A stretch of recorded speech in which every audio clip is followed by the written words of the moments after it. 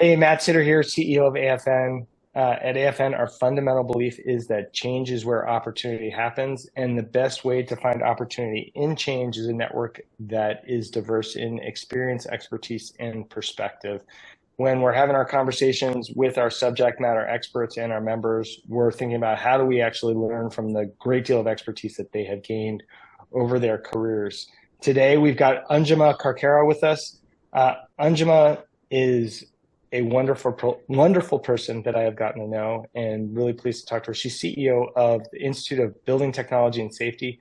They're a nonprofit devoted to making government more effective in a wide swath of areas, including natural disaster management, manufactured housing, building solutions, energy sustainability, and a whole host of other stuff. So they're not twiddling their thumbs over there, clearly.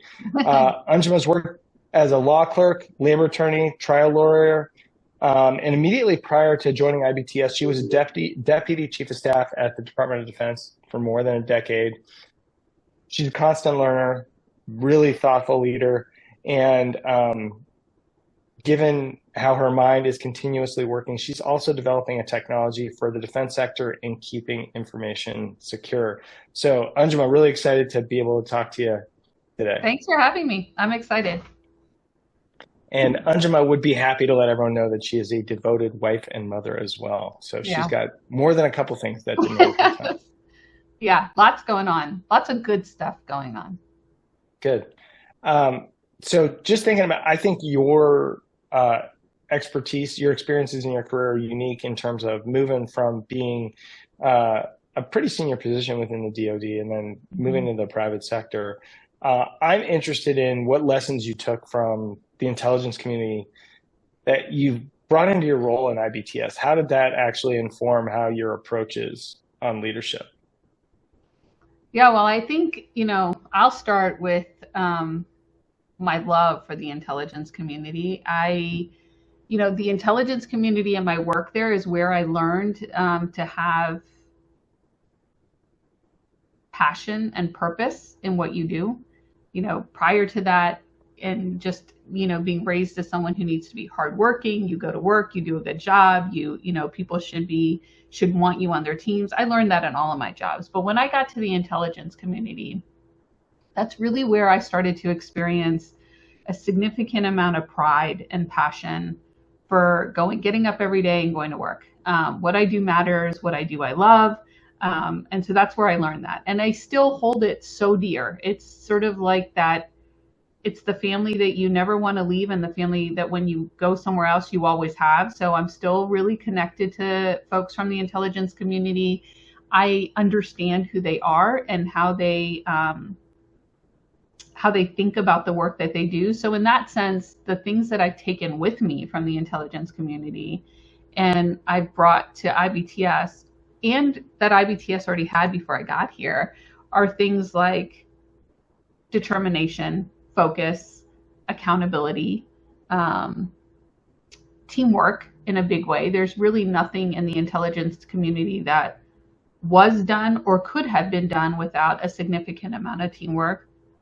The accountability and discipline piece, I think I definitely have brought that over. You're working on missions in the intelligence community that really matter. The information that you provide really matters. And so you need to be disciplined in when you're going to provide it. You need to be accountable for your research and what you're delivering and how you're delivering. And it's in every way, shape, or form, whether it's the internal workings of human capital, finance, technology, or research development, or literally the analyst who's providing the presidential brief. So those are probably some of the major qualities that I brought with me into IBTS. And what I found when I got here was they already had a lot of passion and pride for what they do. So that was very nice. That was a good thing. But those are some of the qualities that I think the intelligence community taught me or refined in me and that I think are critically important to success. I think it's really interesting. So, it seemed like a seminal moment when you're like, oh, this feels different, the way that I'm working, that pride and passion that you've got there. And it's great to see that already exists within IBTS. Mm-hmm. how do you create that sort of environment? Because it's like, you know, in an environment of service in the intelligence community, you're like, you're hoping people get there. People are taking less money to go Yeah. work in that area. And it's like, okay, you better have some sort of passion, some sort of central driver. How do you make that an important piece at IBTS that people can feel? Because once you felt that motivation, I'm sure you're like, I want everyone to feel this. Yeah. I want people to be able to have that. So how do you promote that? You know, I'm not sure if it's exactly the case, but what I've started to see is that in the intelligence community and working for the government, people people who accelerate through the government and the intelligence community because they have a commitment to service, not necessarily a commitment to the Department of Defense or the Department of Homeland Security or whatever the department is, whatever the office is. They have a commitment to service, and that is their driving platform. At IBTS, what I have found, and the reason why I see the passion and purpose and is because they're not committed to IBTS as an entity. They are committed to what they came on board to do, and they see IBTS as a platform to do that work. So examples like, we have planners in IBTS who work in Puerto Rico. They pursued their career in community planning and community planning because their communities were riddled with disaster year after year after year. Their families suffered, their neighbors suffered. And so they said, I want to change this. There is a way to change this. There is science and education that allows us to plan our communities in a way when disaster happens, we are prepared for it or we can recover for it. We've developed resilience. So then they found IBTS after that. They didn't join IBTS and say, okay, tell me what I need to do. They came to IBTS to say, oh, you're going to give me the platform to do what I love. And I think that is the converter. When you find people who see your entity or your organization as a platform for their purpose, you will gain a lot more from your workforce than when you think you've created a place where people want to work just because you're a great company with great things. It's really about drawing that connection. So that's what I see in IBTS is I've had employees tell me, I think IBTS is my company. I'm like, good for you, right? It should be something that you think is yours and that you own a piece of it. I think that's what drives a sense of that passion, that energy, and that exhilaration of, hey, I'm coming to work and I'm going to do something that matters to me. So when you're thinking really about hiring people, is that part of your identification process? Is that something you're trying to say like, hey, we want these people who have the passion for the platform? Hiring, I have to tell you, the hiring people there, I wish there was like a science to that, but it is probably the most difficult thing to figure out. You can go through interviews, references, resumes, and all kinds of stuff and say, oh, this person's perfect, right? They said the perfect thing. They've had the history in their career, and then they get here and it doesn't. It's like, what happened, right? Or then you meet someone, you're like, yeah, I don't know. They don't really seem to connect. And so, well, let's give it a shot. And they end up being your most passionate employee. So I think it's worth asking. It's worth delving into. It's worth knowing. Hey, we want people who love what they do. What is it that you love what you do? What is it that you want to do in your life? Those are the kind of people that you want to draw into your organization. But that's always a hard thing to figure out. We struggle with it. I ask about it. I think we should always be considering it. But when I joined IBTS, if someone said, is this your passion? I'd be like, I don't know if this is my passion. I came from a place where I was pretty passionate. Right. But after I got here, I really, and before I got here, I started to see connections about serving communities, really thinking about, how is it that we're actually making impactful change using engineering, science, building science to make those changes. And that drove me. It's not the literal work of, building codes, resiliency, energy efficiency, manufactured homes that drives me. What's driving me is that I want to serve communities. And so I think when you can make those types of connections that are less about the actual work and more about the ingrained purpose that you feel, and what that company, that value-based proposition connection, then you get much stronger connections. So we are trying to do that more and more. Well, and I know for a fact your team feels your commitment to the communities that you serve as well as the community within IBTS. So I don't think this happens by accident in any case. It's pretty powerful. It's actually pretty powerful to understand and someone to say, hey, we need affordable housing. How do you build affordable housing? Like legitimately, how do you make something affordable? That question is a lofty question, but IBTS tries to participate in those conversations. What will it take to make that affordable? What are the elements to that? Or, what does it really mean to create resiliency through energy efficiency? And what will that take? What does that look like? What is the science behind that? Quality assurance. How do you know that you're getting a good product and a good capability that's going to last a long time and deliver what it's supposed to deliver? These are not easy questions, but when you see it in a community and you see the change that it offers a community, that's enduring. That means that community will see change over time. And that to me is fundamentally service, just as much as it is service to serve in the military and to defend our nation. This is about serving communities that need that kind of help. So it is very cool. And I do find a lot of passion in it now. Well, I want to ask you about what surprised you in the transition, but I think that one of the threads I'd like to pull on, as you've been thinking about other ways that you occupy your brain, this idea of serving the intelligence community through the invention that you've been developing, this mobile skiff idea. It seems like that's a very, continuous thread in my mind. And it's just like, hey, I actually want to continue serving this community, but it's through innovation that you can do it. Maybe can you describe a little bit about how you were thinking about your invention and why it's important to the communities that you serve? As the world continues to evolve, people are learning in dynamic ways. Engagements are happening in that dynamic ways, and people want to serve in multifaceted ways. They don't necessarily want to just serve for 15 years in the same company, in the same organization, or they want to look at that in a more of an evolutionary process. And specifically for the intelligence community, what I see and what I saw during my last years within the community is that our greatest hurdle is the fact that people have to come to a SCIF to do the work that they do. That is critical. Can you just say what a SCIF is really quick? Sure. A SCIF is a secure compartmentalized information facility, which means essentially that in order for me to touch, see, look at, participate in classified information, I have to go to this facility at certain thresholds. I have to be in a facility, a secure facility, to do that. Those facilities are all over the country, and they're in brick and mortar locations built to specifications for a very specific reason, to secure national information.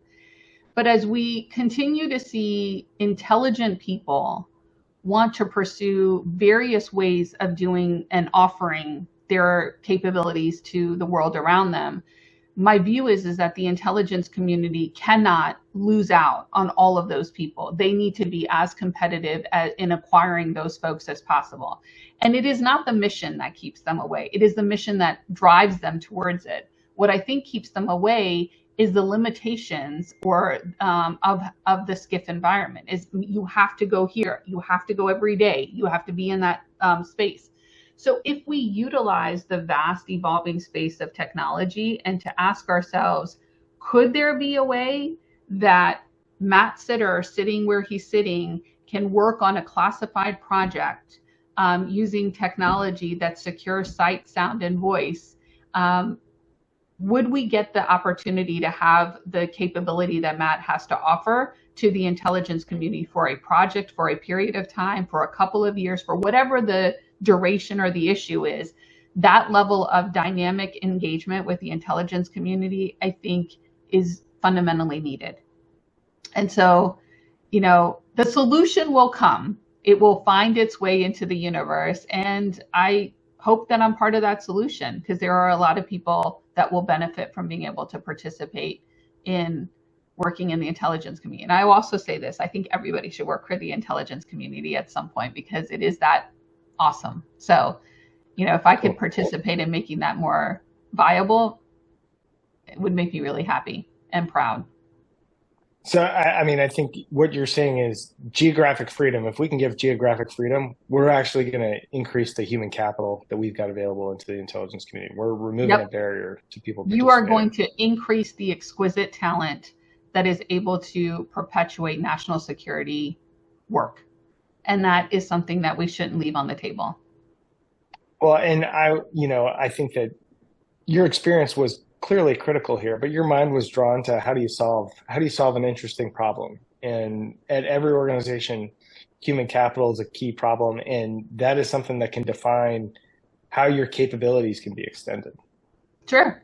Even this one is more about the intelligence community, but even in the work that I'm doing now, I've asked myself, I pitch a lot that IBTS is fostering thriving communities. And I've asked myself on occasion, what does it take for IBTS to be a thriving community? If that's what we're supposed to do out in the universe, what am I doing for the people that are working that mission?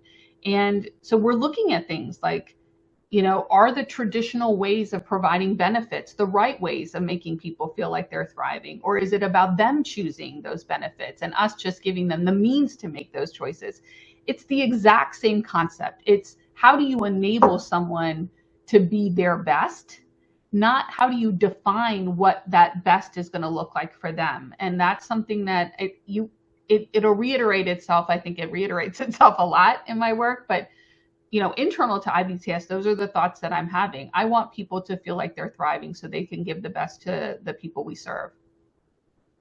Excellent. So, okay, we talked about what you brought to IBTS from the intelligence community and how this is continuing to drive how you're thinking about things. A pretty big transition from the world you were in into the world you are now. What surprised you when you got there?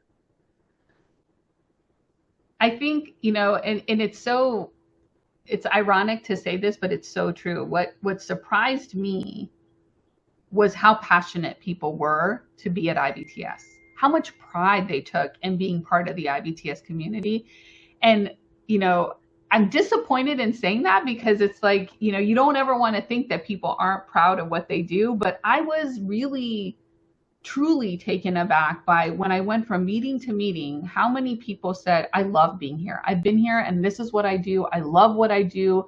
I love the people we serve. Can I tell you about this? And so that definitely, in a very pleasant way, surprised me. And I think it's what's led to the reputation that IBTS has in the work that we do and the people that we serve.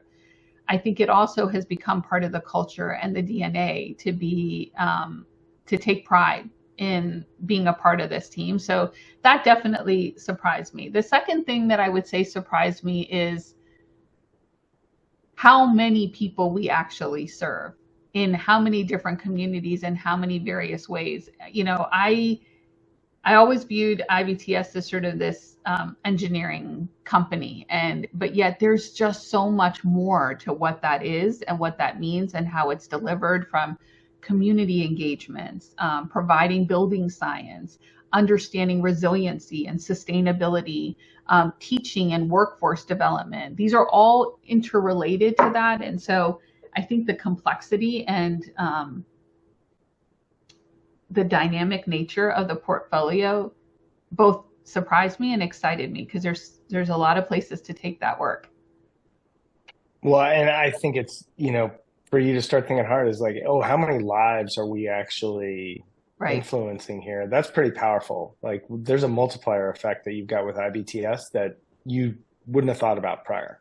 Oh yeah, definitely. Absolutely. Down to, we run a city in Louisiana, and we have public work team members who will work 15-hour shifts just so that they can make sure that their community is serviced during a really bad weather event. So the span of commitment and all of the natures and fields of work that we deal with, it's pretty heartwarming. It's a lot to say. I walk around going, I'm really proud to be on this team. All these people do so much more than I do, and I'm very proud to be able to be connected to folks that do that kind of work and say, it's okay, I can spend another hour here just to make sure that that road is safe for the community folks that are passing through it. So. Well, and I would be remiss if I didn't point out what an interesting and unusual statement it is to say, we run a city, right? That is really interesting for an organization to be able to do. Yeah, we, in support of that city mayor and their council members, we do what they need us to do, whether it's public works or whether it's, you know, helping them run and organize their city council member meetings. We do a lot of things for the city, and it's all driven in support of the mayor and the council to say, how can we help you? How can we make this more efficient and effective? How can we use our expertise that enable you to be better at what you do? So, and importantly, we always use people from the community. So we're not bringing people from headquarters, moving them over to the location. These are folks that live and breathe and raise their families in those communities. And again, they just see IBTS as a platform to do the work that they would want to do for their community anyway. So it's you know, I think that is pretty powerful. Okay, so when we started out introducing you, we said IBTS does a dizzying amount of things, including running cities. Where do you want IBTS to go from here? What do you know, if you're thinking out 3 years, what do you want the organization to look like? What's going to be important? Well, we're focused on 3 major elements. One of them is the institutional part. There, you know, being in existence for over 4 decades, there is a lot of information and experience that IBTS has to offer that can be leveraged in an institutional fashion, whether it's providing workforce training and development, supporting academic programs and curriculum, consulting, and giving our advice and counsel. So I think the institutional part of what we have to give is a service that we need to continue to offer. Our building department work, our core work of building code, plan reviews, planning, inspections, resiliency and sustainability in the energy sector and energy security is another area.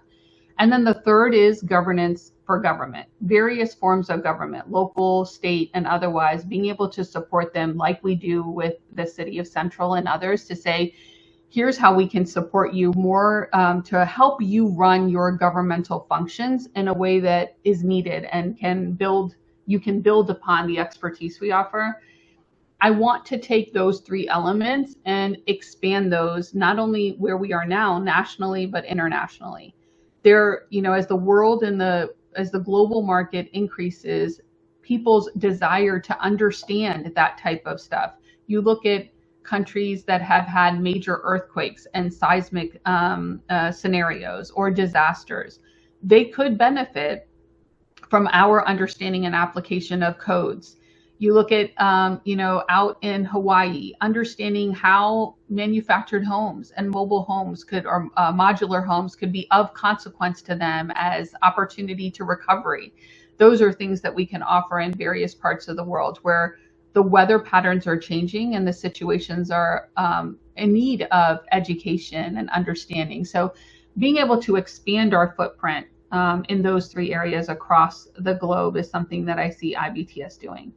The second thing I see it doing is partnering with the likes of very huge companies that do major federal work on for infrastructure and building that way forward. So supporting them in the areas and niches that we are experts on. So I see us expanding both the local community, which I think is the heart of IBTS, as well as the federal global community, which is what you might consider the larger massive impact. So it's a balance. I don't want to see IBTS grow in just one direction. I always want us to remain true to our heart, which is we serve people and communities.